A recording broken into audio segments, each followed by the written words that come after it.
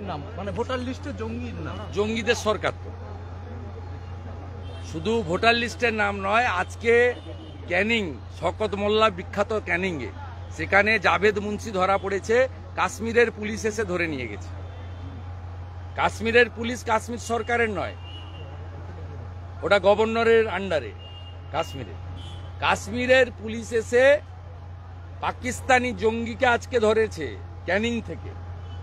যে ক্যানিংয়ে সব ভোট তৃণমূল নেয় বা পায়।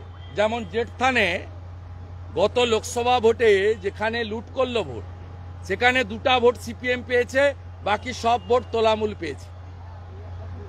ওখানে আরেক জঙ্গি আয়ুব। গোটা রাজ্যটাই জঙ্গিদের হাতে, গোটা রাজ্যটাই জঙ্গিদের হাতে।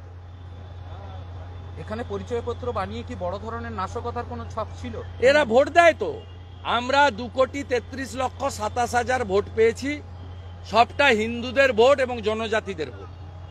তৃণমূল 2,75,00,000 ভোট পেয়েছে, তার মধ্যে 2 কোটি মুসলমানের ভোট আর 40 লক্ষ ছাপ্পা ভোট। ডায়মন্ড হারবারে কোনো লোককে, হিন্দু লোককে ভোট দিতে দেওয়া হয়নি।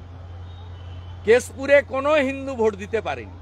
পিংলার একটা মণ্ডলে কোনো হিন্দু ভোট দিতে পারেনি। জেঠথানে একটা বুথে 727 তৃণমূল, 2 সিপিএম আর বিজেপি 0। এই মডেল। এখানে জঙ্গিদের সরকার চলছে। জঙ্গিদের সরকারের মুখ হচ্ছে সিদ্দিকুল্লাহ আর ফিরহাদ হাকিম, আর মুখোশ হচ্ছে মমতা ব্যানার্জি। আজকে ফিরহাদ হাকিম বলছে যে যেখানে বিএসএফ ঠিক মতন গার্ড দিচ্ছে না বা কেন্দ্রীয় স্বরাষ্ট্র মন্ত্রক, ওরা আগে জমি দিক, তারপরে বিএসএফ এর উপরে আঙ্গুল তুলবে। 72টা জায়গায় বিএসএফ কে জমি দিচ্ছে না। মোট বাংলাদেশ ভারতের বর্ডার হচ্ছে 4000 কিলোমিটার। তার মধ্যে মেঘালয়, ত্রিপুরা, আসাম বাদ দিলে পশ্চিমবঙ্গে হচ্ছে 2200 কিলোমিটার। 2200 কিলোমিটারের মধ্যে মমতা ব্যানার্জি এবং এর আগে সিপিএম জমি দিয়েছে, মোট যা জমি দিয়েছে 931 কিলোমিটারে, স্থল এবং জল মিলে। সেখানে জমি দেওয়া হয়নি। ফিরহাদ হাকিম একটা অশিক্ষিত।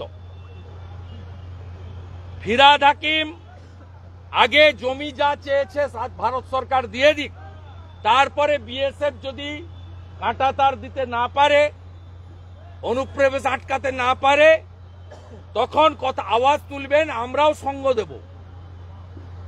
আমরা কেউ ভুল করলে তাকে গার্ড করি না। আমি নিজেই বলেছি যে আরজি করের কেসে বেলেবল সেকশনে চার্জশিট হতো, সিবিআই চাইলে দিতে পারত। তা সিবিআই মানেই তার সব কাজকে সমর্থন করতে হবে, বিএসএফ মানেই তার সব কাজকে সমর্থন করতে হবে, এটা আমরা ভারতীয় জনতা পার্টি বলে না।